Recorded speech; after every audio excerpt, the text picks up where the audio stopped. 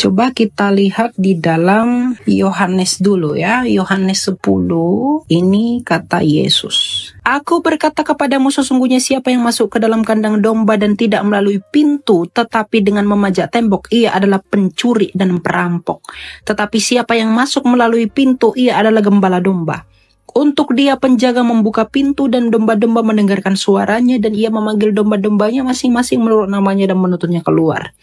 Jika semua domba telah dibawanya keluar, ia berjalan di depan mereka dan domba-domba itu mengikuti dia karena mengenal suaranya. Tetapi seorang asing pasti tidak mereka ikuti, malah mereka lari dan daripadanya karena suara orang-orang asing tidak mereka kenal.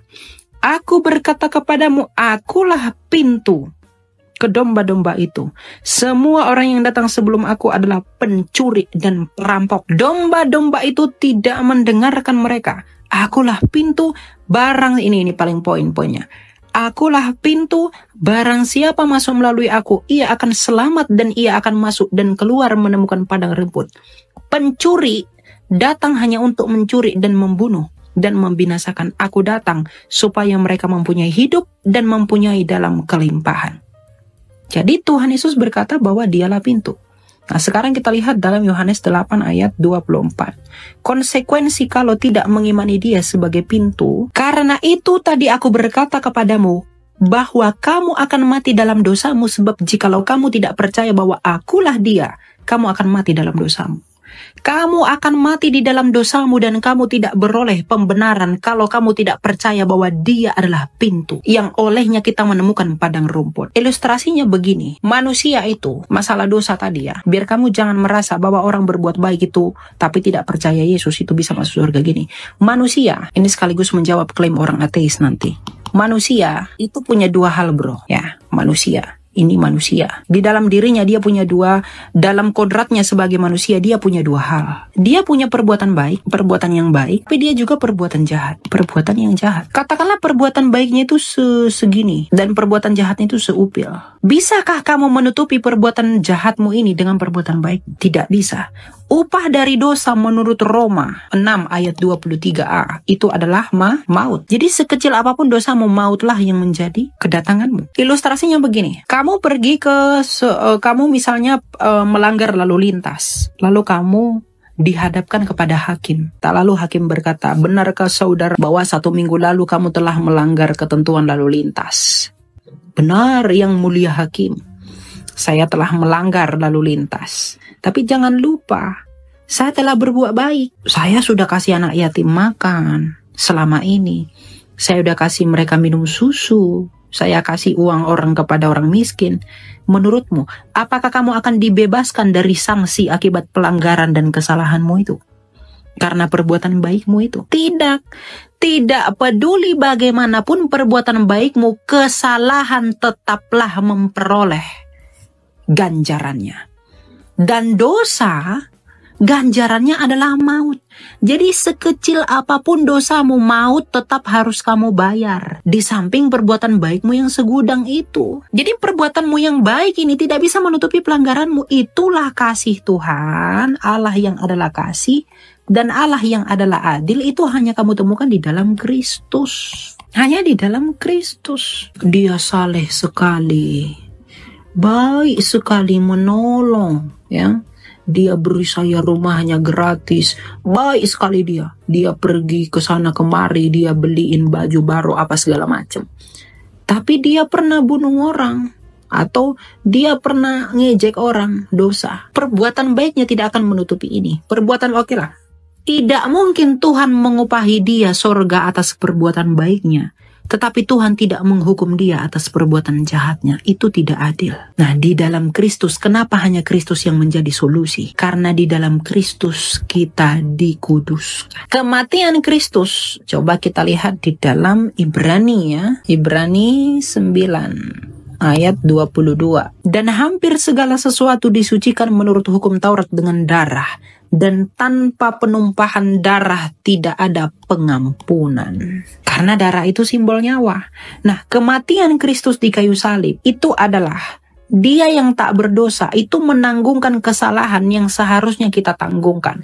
Jadi di dalam salib itu ada dua kasih Allah dan keadilan Allah itu tetap berlaku. Keadilan Allah menuntut Allah harus meremukkan para pendosa. Maka di dalam salib, anaknya yang tunggal itu diremukkan dalam keadaannya sebagai manusia. Tapi di salib juga kasih Allah melalui penumpahan darah hukum Allah itu tercurahkan. Jadi salib ini simbol keadilan dan kasih Allah. Keadilan Allah ada yang mati oleh karena dosa.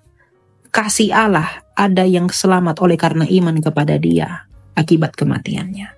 Kristus itu tanpa dosa, tapi Dia dibuat seperti kita orang berdosa, menanggung hukuman yang seharusnya kita terima untuk menggantikan kita. Jadi ketika kita beriman kepada Yesus yang mati di kayu salib itu, artinya kita ngetransfer diri kita kepada Dia, maka kita dikuduskan di hadapan Dia. Jadi kita tidak perlu lagi menanggung kutuk dosa yang harusnya kita terima. Kita nggak perlu lagi bayar utang, karena Dia sudah bayar. Makanya Tuhan Yesus bilang apa? Tetelestai, sudah selesai. Makanya ayat kitab suci berkata, Ia yang memakukan surat hutang kita di atas kayu salib. Karena dosa itu hutang. Jadi ketika kita beriman kepada Dia, sudah selesai. Dosa kita selesai, maka perbuatan baik kita diperhitungkan. Makanya Tuhan Yesus bilang apa? 1 gelas pun air yang kau berikan kepada orang ini, kamu tidak kehilangan upahmu. Tapi harus di dalam Dia. Karena perbuatan baikmu, tapi utang dosamu belum kamu bayar, itu nggak berguna. Tetap kamu harus dihukum. Tapi kalau kamu sudah percaya Yesus, di mana hutang dosamu telah dihapuskan, maka perbuatan baikmu itu diperhitungkan. Makanya tidak ada di luar Kristus keselamatan. Kita buka dalam Kisah Rasul 4. Ya, tadi Yesus berkata dalam Yohanes 8:24, kalau kamu tidak percaya bahwa akulah Dia, kamu akan mati dalam dosamu. Tuhan Yesus bilang begitu. Kisah Rasul 4 ya. Dan keselamatan tidak ada di dalam Dia siapapun juga selain di dalam Dia, sebab di bawah kolong langit ini tidak ada nama lain yang diberikan kepada manusia yang olehnya kita dapat diselamatkan. Tidak ada nama di luar Yesus yang kita bisa dapat diselamatkan. Jadi jangan terlalu sombong berpikir dengan perbuatan baikmu kamu bisa masuk surga. Tidak. Kristen progresif baru-baru ini hanya menganggap Tuhan itu kasih, tapi membuang Tuhan itu adil. Hanya kekristenan yang sejati. Dia mengatakan Tuhan itu adil, tapi juga Dia mengatakan Tuhan itu kasih. Itulah Allah yang tidak cacat. Kristen progresif itu hanya mengatakan Tuhan itu kasih dengan hashtag Tuhan sayang lo, tapi dia lupa bahwa Tuhan itu juga adil. Dia tidak akan meluputkan orang dari kesalahan. Tapi oleh karena Kristus, Dia adalah penal substitution. Dia menggantikan apa yang seharusnya kita rasakan. Ada nggak ayatnya itu, Elia? Ada. Kita lihat dalam Yesaya 53. Ini 600 tahun ditulis sebelum Yesus lahir. Ini nubuatan Nabi Yesaya. Tetapi sesungguhnya penyakit kitalah yang ditanggungnya, dan kesengsaraan kita yang dipikulnya. Padahal kita mengira Dia kena tulah, dipukul, ditindas Allah. Orang berpikir Yesus itu dikutuk. Apalagi Saracen itu bilang, oh Tuhanmu itu dikutuk katanya. Tapi gak heran, Yesaya udah menubuatkan itu. Ayat 5, tetapi Dia tertikam oleh karena pemberontakan kita. Oleh karena kita Dia tertikam. Dia diremukkan oleh karena kejahatan kita. Oleh karena kejahatan kita Dia diremukkan. Ganjaran yang mendatangkan keselamatan. 600 tahun sebelum Yesus oleh Nabi Yesaya.